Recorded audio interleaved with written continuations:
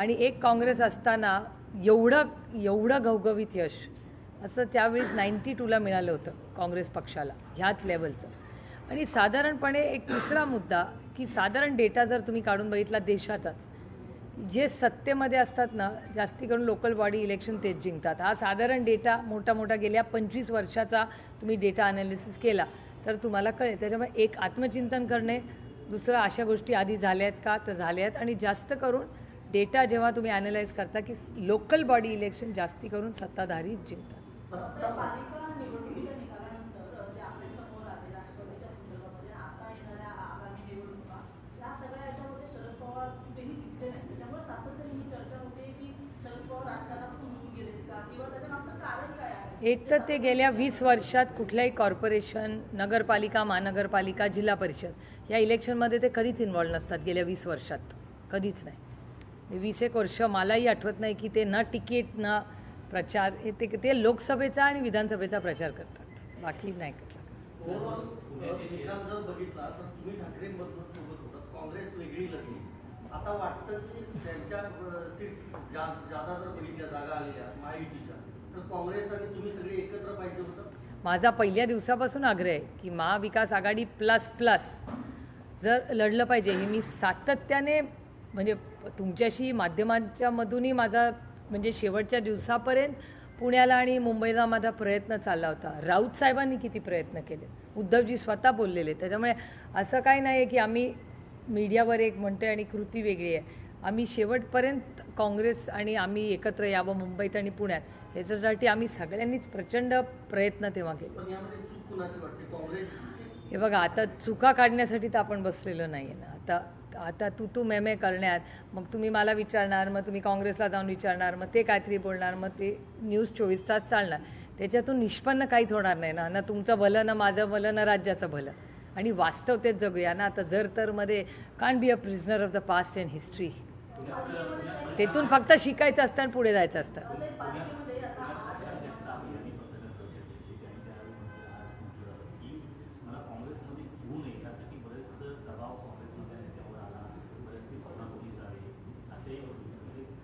लोकशाही हो, प्रत्येकाला बोलायचा अधिकार आहे. हा, याचं उत्तर तेच देऊ शकतात तर मी कसं देणार.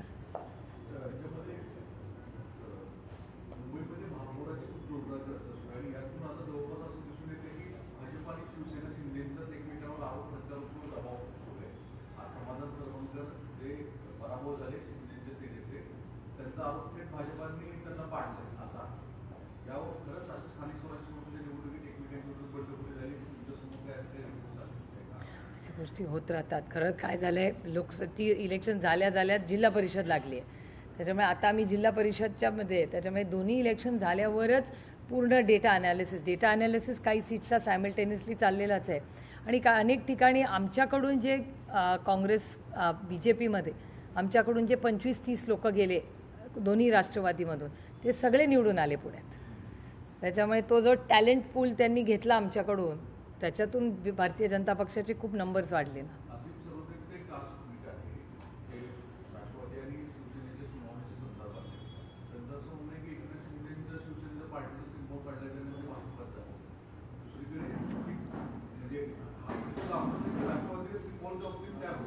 नाही, कसं सांगता येईल. मॅटर इज सबज्युडिस मॅटरवर कसं बोलणार आपण. फक्त अपेक्षा करू शकतो. कुणाचंही मॅटर सबज्युडिस असताना आपण एवढीच अपेक्षा करू शकते आम्हाला न्याय मिळते. ह्याच्याहून जास्त सबज्युडिस मॅटरवर बोलणार कसं. आणि आमच्यासारख्या लोकांनी तर जे पब्लिक लाईफमध्ये आणि एका पदावर बसलेले आहेत, आम्ही तर सबज्युडिस मॅटरवर बोललंच नाही पाहिजे.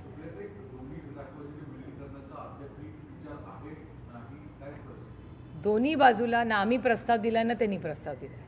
चर्चा माध्यमातून येते, वर्तमानपत्रात होते. आणि साहजिक आहे, समाजामध्ये जे प्रश्न असतात त्याच्यावर चर्चाही झालीच पाहिजे. म्हणून तर अजून तरी ती लोकशाही आहे. त्यामुळे लोकशाही त्या चर्चा होत राहतात. पण आमच्याकडून त्यांना किंवा त्यांच्याकडून आम्हाला कुठलाही असा प्रस्ताव आलेला नाही आणि कोणी दिलेलाही नाही.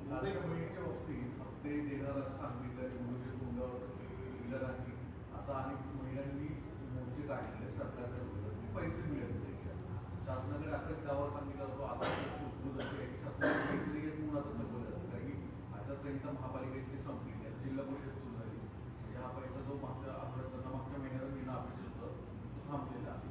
नाही तो तर सरकारला 3 आठवड्यांनी द्यावाच लागेल ना, म्हणजे प्रक्रिया ही संपेल 7 तारखेला, त्याच्यानंतर महाराष्ट्र सरकारला द्यावेच लागतील ना पैसे. मुख्यमंत्र्यांचे दावोस दौऱ्यावर सुद्धा आता अनेक गोष्टी करतात आणि स्थानिक लोकच ते त्रास होतात त्यामुळे सोशल मीडियावर तुमचं एकंदरीत काय? नाही, मागच्या वर्षी माझं तेच म्हणणं होतं दावोसबद्दल. भारतातून बरेच राज्यातून अनेक मुख्यमंत्री जातात दावोसला, अनेक वर्ष दावोसला जातात. पण मला असं वाटतं महाराष्ट्र सरकार आणि सगळ्याच भारतातल्या सरकारनी एक ॲनालिसिस केला पाहिजे की दावोसमध्ये जाऊन खरंच तेवढ्या इन्व्हेस्टमेंट्स आता मिळतात. काळ होता दावोसमध्ये जाऊन मोठे मोठे नेते तिथे यायचे, एक नेटवर्किंग, एक हाय नेटवर्किंग, तिथे अमेरिकेचे प्रेसिडेंट यायचे, त्याच्यामुळे खूप हाय नेटवर्किंग करण्यासाठी एक खूप मोठी संधी असायची आणि तिथे मोठे बिझनेस अग्रीमेंट्स डील्स व्हायचे. आता किती होतात? मी मागच्या वर्षी जेव्हा माननीय मुख्यमंत्री दावोसला गेले होते तेव्हाही मी म्हणले होते की इथे जे डील्स होतात ते तिथे जाऊन करण्यामध्ये काय म्हणते, तिथून नवीन फॉरेन इन्व्हेस्टमेंट्स येणार असतील तर त्याचं अर्थातच आम्ही स्वागत करू, कुठेही देशात येत असतील तर. पण फॉरेन इन्व्हेस्टमेंट, आणि आता मला विचारायला ना व्हेरी सिरियस नोट, दावोसला पण 1 मिनटं बाजूला ठेवूया. आज जगामध्ये काय परिस्थिती आहे, जिओ पॉलिटिक्स, जे कालची जी क्रिटिकल व्हिजिट होती 3 तासासाठी ते आले गेले, त्याच्यात हे फॉरेन अफेअर्सचं जे स्टेटमेंट मिश्रींचं मी पाहिलं, त्याच्यात मला अजून ॲम्बिग्युटी वाटते की क्लिअरली ते 3 तासासाठी कशासाठी आले, काय आले. आणि जिओ पॉलिटिक्समध्ये आत्ता ज्या परिस्थिती चालल्या आहे, सगळीकडून प्रत्येक देश आपापल्या नागरिकांना इराकमधून बाहेर या सांगतं आहे, त्या बाजूला जाऊ नका, तुम्ही बघा ना, प्रत्येक देश ते सांगतो आहे. त्यामुळे ग्लोबली नक्की काय चाललं आहे, म्हणजे रशियामध्ये जे युद्ध चाललं आहे जेलसिन्स्की बरोबर, ते एक तिथे चाललेलं आहे. ट्रम्प ॲडमिनिस्ट्रेशनच्या टॅरिफ्समध्ये क्लॅरिटी नाही आहे. आता ते $1 बिलियन दिल्याशिवाय त्या क्लबमध्ये तुम्ही मेंबरशिप होऊ शकत नाही, असं एक नवीन त्यांनी प्रस्ताव ट्रम्प सरकारने दिला आहे. त्यामुळे मला विचाराल तर ग्लोबल इकॉनॉमीमध्ये आत्ता किऑस चाललेला आहे आणि तो दिसतोय आपल्याला. कर्नाटकमध्ये मोठा निर्णय झालेला आहे, स्थानिक स्वराज्य संस्थांच्या निवडणुका बॅलेट पेपरवर होतील. महाराष्ट्रात यापूर्वी मागणी तेलंगणानेही केल्या होत्या, तेलंगणा सरकारनेही बॅलेटवर घेतल्या होत्या. आता म्हणजे जिथे जिथे काँग्रेस जी मागणी करते ते कृतीमध्ये दाखवत आहेत ना, की बॅलेटवर घ्यावा, काहीच हरकत नाही. आणि आमची तर मागणी आहेच की जर EVMवर लोकांचा अविश्वास असेल तर तुम्ही जिंकतच आहात, बॅलेटवर गेला प्रॉब्लेम काय. मुंबईतल्या महापौर पदाचा सस्पेन्स वाढतोय, दिल्लीपर्यंत जाऊन पोहोचलेलं आहे प्रकरण. शिवसेनेचे काही नेते दिल्लीत गेलेले आहेत आणि भाजपच्या काही नेत्यांनी केंद्राकडे तक्रार केली की रिसॉर्ट पॉलिसी पाहायला मिळाली मुंबईमध्ये. मला गंमत एका गोष्टीची वाटते, ज्या काँग्रेस मुक्त भारत करायला काँग्रेसच्या सगळ्या वर्किंग सिस्टमचा यांनी विरोध केला आणि त्याच सिस्टम आता ह्या नवीन BJPमध्ये येत आहेत. हे गंमत वाटते मला, कारण का त्याच म्हणजे भारतीय जनता पक्षाने ह्याच काँग्रेसच्या सिस्टमवर इतके वर्ष प्रहार करून सरकार बदल, आणि आता जर भारतीय जनता पक्ष काँग्रेससारखंच वागणार असेल तर जे होतं तेच बरं होतं ना, तो ओरिजिनल तरी होतं. काही मुंबईच्या या पालिकेच्या निवडणुकीमध्ये MIMची संख्या वाढलेली आहे. त्यामुळे अशी चर्चा सुरू झाली की जो मुस्लिम मतदारसंघ आहे किंवा जे मुस्लिम नागरिक आहेत, जे पूर्वी काँग्रेस, राष्ट्रवादी यांच्याकडे जास्त होते, ते आता कुठेतरी दुरावले आहेत, त्याच्यामुळे MIMची संख्या वाढली. हे अर्थातच एखादा नवीन पक्ष जेव्हा वाढतो तेव्हा आम्ही त्याचा पूर्ण अभ्यास केलाच पाहिजे की कारण काय असेल. अनेक ठिकाणी कधी कधी आता कॉम्बिनेशन्समुळे मतं पडतात, असेही अनेक ठिकाणी झाले की हे चिन्ह असल्यामुळे ह्यांनी ही मतं घेतली म्हणून ही सीट पडली. त्याच्यामुळे मला विचाराल तर जिथे जिथे ग्रोथ झाली आहे, ज्या पॉकेट्समध्ये ग्रोथ झाली, कारण का ही ग्रोथ पॉकेट्समध्ये आहे बघा, त्या पॉकेट्समध्ये आता मालेगावमध्ये वेगळं मॉडेल झालं आहे. मग मालेगाव आणि मुंबईमध्ये काय फरक आहे? मग ह्या चिन्हाला, कुठल्याही चिन्हाला मुंबईत मतं पडतात जास्त, पण मालेगावमध्ये कमी पडतात, संभाजीनगर. त्यामुळे ह्या सगळ्याचा मला विचारायचं एक खूप डीप अभ्यासच आम्ही केला पाहिजे. त्यांनी एक फॉर्मॅट कळेल. मुंबईचं पण मतदान ज्या पद्धतीने झालं आहे, म्हणजे वर्तमानपत्रात जे डेटा अनालिसिस येतात त्याच्यात अजून बूथ बाय बूथ आम्हाला तरी त्याचं डीप अनालिसिस करायला लागेल. नॉट नेसेसरी, कारण का अनेक ठिकाणी मतं पडली पण आहेत ना, म्हणजे काँग्रेसची 24 सीट आल्याच ना, म्हणजे पुण्यामध्ये पण काँग्रेसला काही त्या भागामध्ये मतं पडलीच आहेत, तिथे नाही असं नाही. त्याच्यामुळे काय फॅक्टर आहे, आणि तुम्ही बघा कुठेही असा एक फिक्स्ड पॅटर्न आला नाही आहे. म्हणजे लोकसभेला कसं 1 शॉटमध्ये मतदान झालं, विधानसभेला बघा म्हणजे एकाच बाजूनी कल लागला. तो लोकसभेला पूर्णपणे इंडिया अलायन्सनी लागला आणि विधानसभेला पूर्णपणे NDAच्या बाजूनी लागला. इथे सगळं मिक्स्ड आहे. म्हणजे त्या मानाने मग उद्धवजींचे जेवढा पक्ष फोडला त्या मानाने उद्धवजींचा परफॉर्मन्स आउटस्टँडिंग आहे मुंबईमध्ये. महापौर बसला नसेल पण संघटना जागेवर आहे. 60 नगरसेवक जाणं इट्स नॉट अ जोक. आणि 60 नगरसेवक तगडे जाऊन इतक्या वर्षांनी सत्ता नसताना त्या संघटनेच्या जोरावर यांनी जे नवीन मॉडेल ह्यावेळेस शिवसेनेने केलं की ज्या पद्धतीने ते प्रत्येक शाखेमध्ये फिरले, शाखा त्या सगळ्यांनी मिळून कव्हर केल्या. कदाचित त्याचा तो इम्पॅक्ट असू शकतो. म्हणजे मी जेव्हा लांबून बघते मी विचार करते की आर्टिकल्स काय येत आहेत, डेटा काय येतो आहे, काय त्यांनी केलं. कारण का त्या म्हणजे मी तुम्हाला सांगते की त्यांचा रिझल्ट ज्या पद्धतीने सामदाम दंडभेद सगळंच त्यांच्या विरोधात यंत्रणा होत्या, त्या यंत्रणेवर मात करून एवढं नुकसान करून एवढा चांगला परफॉर्मन्स होणं खूप मोठी गोष्ट आहे शिवसेनेसाठी.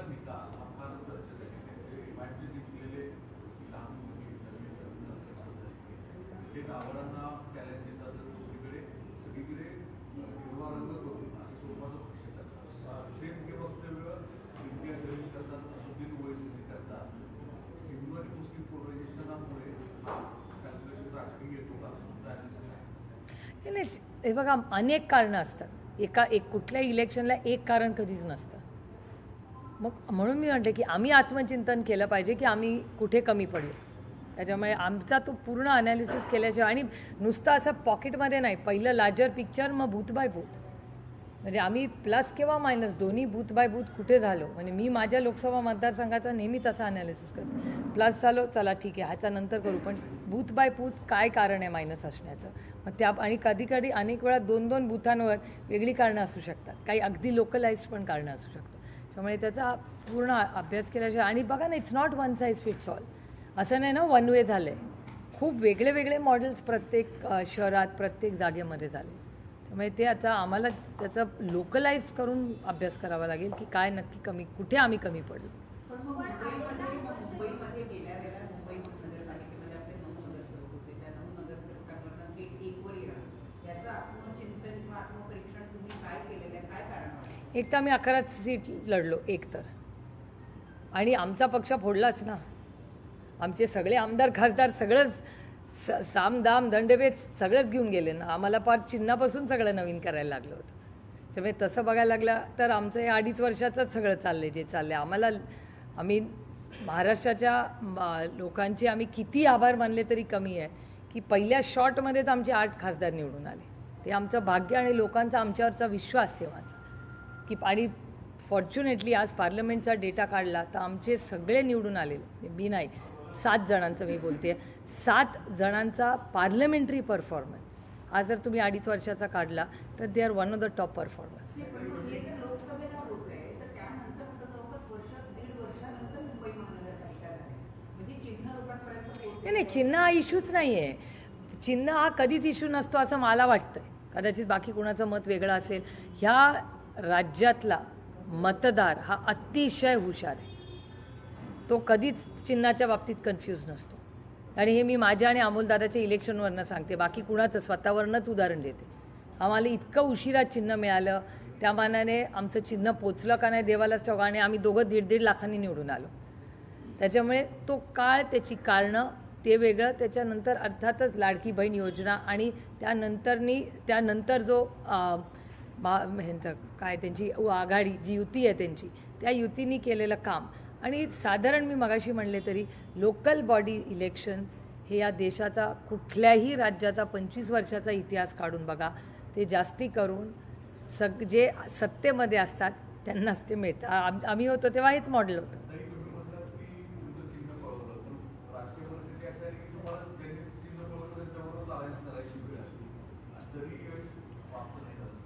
म्हणूनच आता ना ह्यावेळेस आम्हाला आचार करायला गेला. आता काँग्रेसबरोबर पण आमचं झालंच आहे ना तसं.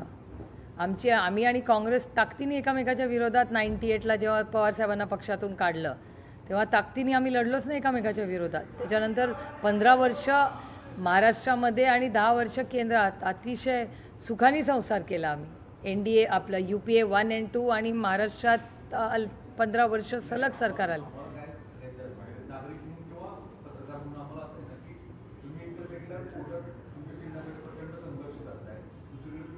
जात आहे आणि अलायन्सच्या दरम्यानची निवडणुकीचा निकाल आता कोर्टात येईल असं अपेक्षित करतो. मला पर्सनली मला वाटत नाही उद्या मला काय मिळेल असं मला वाटतं हां. हे माझं चुकीचंही असेल अनालिसिस, पण सबज्युटिस मॅटर्सवर मी बोलत नाही जास्त करून, कारण का ते योग्य नाही मी बोलणं. पण उद्याच काही रिझल्ट लागेल एक तर असं मला काही वाटत नाही. तरी मुंबईमध्ये आपला एकच नगरसेवक म्हणून आला आहे. राष्ट्रवादीचे 3 नगरसेवक म्हणून आले आहेत. पिंपरी पुण्याची परिस्थिती बघितली तर एकंदरीत असं चित्र आहे का की राष्ट्रवादीमध्ये फूट पडल्यामुळे राष्ट्रवादीचं एकंदरीत नुकसानच झालेलं आहे? हेच अपेक्षित होतं. कुठल्याही पक्षामध्ये फूट पडली तर नुकसान होतंच ना. आमचं झालंच, अर्थातच झालं. म्हणून तर त्यांनी फूट पाडली, नाही तर कशाला पाडली असते. काय दिल्लीचं शिक्षण सुरू होत आहे, तुम्ही काय तिकडे stand? नाही, budget this is the most important. सगळ्यात मोठं आणि महत्त्वाचं सेशन हेच असतं ना, बजेट सेशन हे. आणि दुसरा भाग, कारण का बजेट पास होईल तेव्हा तर सगळे पगार वगैरे देशातले होतात. त्यामुळे ह्या बजेटमध्ये खूप मोठ्या अपेक्षा आहेत. याचं कारण असं जिओ पॉलिटिक्स. आणि आता भारत सरकारने, म्हणजे मी अनेक वेळाही म्हणलेले, मी निर्मलाजींनाही विनंती केली होती की माननीय प्रधानमंत्र्यांनी एक स्पेशल सेशन फक्त जिओ पॉलिटिक्स आणि त्याचा आपल्या इकॉनॉमीवर होणारा इम्पॅक्ट आणि टॅरिफ्स. अजून बघा, टॅरिफ्सवर कुठलाच निर्णय झालेला नाही. आणि चिंता अशी आहे की ॲग्रिकल्चर प्रॉडक्ट्सबद्दल काय स्टँड असणार आहे. त्यामुळे तुम्ही बघा, मध्ये अनेक वेळा आता अश्विनी वैष्णवजी पण अमेरिकेला जाऊन आले टॅरिफच्या इश्यूसाठी. त्यामुळे कॉमर्स मिनिस्ट्री असेल, त्याच्यानंतर अश्विनी वैष्णवजींना परत पाठवलं. प्लस आपले बायलॅटरल्स तर चालूच आहेत त्यांच्याबरोबर MEAच्या थ्रू. त्याच्यामुळे हा इश्यू खूप कॉम्प्लेक्स होणार आहे आणि पुढे आपल्या इकॉनॉमीला तो कसा इम्पॅक्ट करेल हे कोणालाच माहिती नाही. Markets are very unpredictable. जिस तरीके से लोकल बॉडी इलेक्शन के जो चुनाव हुए हैं, राष्ट्रवादी कांग्रेस पार्टी को जो रिजल्ट आया है उस पर चीजों का किस तरीके से? नहीं, हमको आत्मचिंतन करना पड़ेगा कि इतने वोट्स हमें कम क्यों मिले. हमको we have to go back to the drawing board. So we फिर से शुरुआत करनी पड़ेगी कि आगे कैसे जाना है, कहाँ हम कम पड़े, क्या कारण है. सबका होमवर्क करना पड़ेगा. और साधारण आप देखें तो हर राज्य में जो सत्ता में होते हैं ना, उनके ही लोकल बॉडीज़ इलेक्शन में जीत होती है. वो तो एक बात है, फिर भी वो वास्तव है. लेकिन फिर भी हमको वापस ड्राइंग बोर्ड पे जाके आत्मचिंतन करना पड़ेगा कि ऐसे क्यों हुआ. आपने महाविकास आघाड़ी का भी जिक्र किया कि आपने अगर वो साथ में रहते दूसरा बेनिफिट नहीं, हम तो थे कांग्रेस, शिवसेना और हम तो साथ में थे ही. कांग्रेस हमारे साथ नहीं है. और संजय राउत साहब हो, उद्धव जी हो, मैं खुद हूँ, हमारी बहुत कोशिश रही कि कांग्रेस पूना, पिंपरी चिंचवड और मुंबई में हमारे साथ जाए, पर ऐसे हुआ नहीं. टोटल पॉलिटिक्स की बात कर रहे हैं यहाँ पर भैया, चुनाव को लेकर कई बड़े महायुति अभी भी कंफ्यूज लगती हुई नजर आ रही है. किस तरीके से देखते हैं? नहीं, बाकी वो उनकी महायुति भी कन्फ्यूज ही है ना. हम थोड़ी कन्फ्यूज है, वो भी कम कन्फ्यूज है. इतने सत्ता में है फिर भी वो भी कन्फ्यूज ही है ना. महाराष्ट्र का हर पार्टी कन्फ्यूज है, हर अलायंस कन्फ्यूज है पार्टी से ज़्यादा. हिमायत की ओर से कई अलग-अलग से बयानबाजी सामने आई है. इसको लेकर बताया जा रहा है कि हरा रंग फसल खरीदना चाहिए या पोलराइजेशन करने का प्रयास हिमायत कर रहा है और इसका ज़्यादा बेनिफिट और आने वाले इलेक्शन में उनको हो सकता है. या आपकी राजनीति क्या है?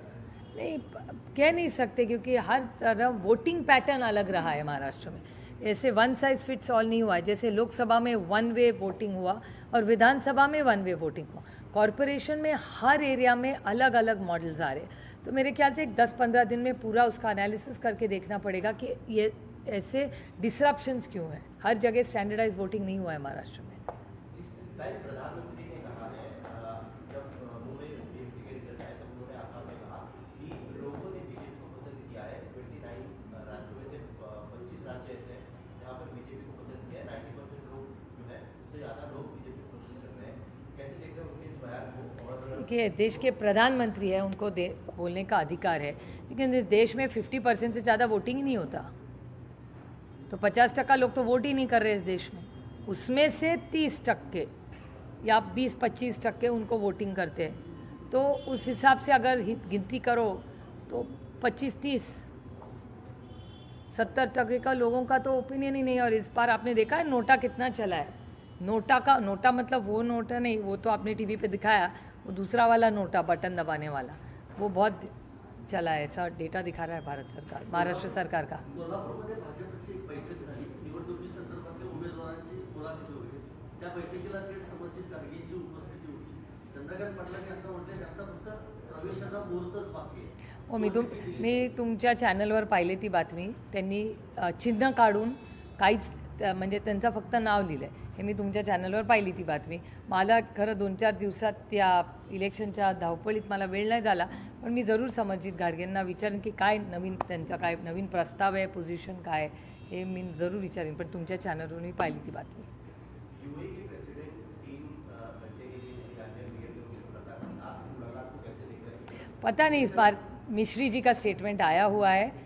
जियो पॉलिटिक्स में बहुत बदलाव रोज हो रहे हैं, तो मेरे ख्याल से जब हम दिल्ली जाएंगे तो पता चलेगा और मांगेंगे ज़रूर एक ब्रीफिंग भारत सरकार से कि जियो पॉलिटिकली क्या स्टैंड रहा है. बड़े टैरिफ्स हो या अपने चाइना के साथ हमारे नए रिश्ते हो, सब में पूछना पड़ेगा. और कल के विज़िट का मिश्री जी का स्टेटमेंट भी आप ही के चैनल पे मैंने देखा. मेरे ख्याल से जब तक हम दिल्ली नहीं जाते और एमईए ब्रीफिंग नहीं करती, तब तक पता नहीं चलेगा एग्जैक्टली क्या हुआ है. आने वाले बजट सेशन को कैसे देख रहे हैं? क्या कुछ उम्मीदें हैं? एक तो बहुत सारी उम्मीदें हैं. नहीं, पता नहीं, अभी कह नहीं सकते ना, क्योंकि भारत सरकार का स्टैंड ही क्लियर नहीं आ रहा है. भारत सरकार का टैरिफ पे कॉमर्स मिनिस्ट्री ने क्या स्टैंड लिया है, या उसके बाद जब कॉमर्स मिनिस्टर दिल्ली जाके आए, अमेरिका जाके आए, उसके बाद अश्विनी वैष्णव जी भी गए. टियर 2 टियर 3 डायलॉग्स अगर सरकार कर रही होगी तो हमें तो पता है नहीं, तो एमईए को ही पता होगा. तो एमईए हमें ब्रीफिंग करेगी तो पता चलेगा. और जिस तरह से प्रेसिडेंट ट्रंप बात कर रहे हैं, तो टैरिफ का ऑलरेडी स्टैंड क्या है भारत सरकार का, ये तो बजट के सेशन में ही हम तो मांग करेंगे. हमें क्लियर एमईए की क्या पॉलिसी है, इस पर क्या उनका कहना है, वो उसकी मांग हम ज़रूर करेंगे सेशन में. गांजा में अंतर्राष्ट्रीय जो शांति बोर्ड के लिए प्रधानमंत्री नरेंद्र मोदी को डोनाल्ड ट्रंप ने वोट के लिए न्योता भेजा है, किस तरीके से देखते हैं और गांजा का? उसका पेपर में आया, उसका मेंबरशिप का कॉस्ट $1 बिलियन है, ये भी आया है. तो पता नहीं, वो जो एमईए को ही क्लियरेंस देना पड़ेगा कि क्या है. न्योता आया, अच्छी बात है, लेकिन उसके बाद मेंबरशिप का कुछ कॉस्ट है, ऐसा वो टीवी पे आया है और पेपर में आया है. उनका कहना है कि इसका कितना बेनिफिट भारत को मिलेगा, क्या सच में और कौन सा एक मैसेज देना चाहिए? एक तो मेंबरशिप में क्या क्या अग्रीमेंट किया है यही हमको पता नहीं ना, तो ऑफिशियल स्टेटमेंट आना चाहिए ना. This all speculation. What is writing in the wall we don't know ना. एमईए ही क्लैरिफाई कर सकेगी और हम मांगेंगे एमईए से clarification. Country has to know. JP Nadda के पद पर अब नितिन गडकरी जो है वो बैठने के नए अध्यक्ष चुने गए हैं. क्या बहुत बहुत शुभकामनाएं. Thank you. और क्या हो सकता है. चलो, हो गया अपना सब कुछ. तुम्ही जाऊन ते मगजचं काम तुम्ही करताय. अजित के ज़्यादा रहते साथ में हम्म. हां हां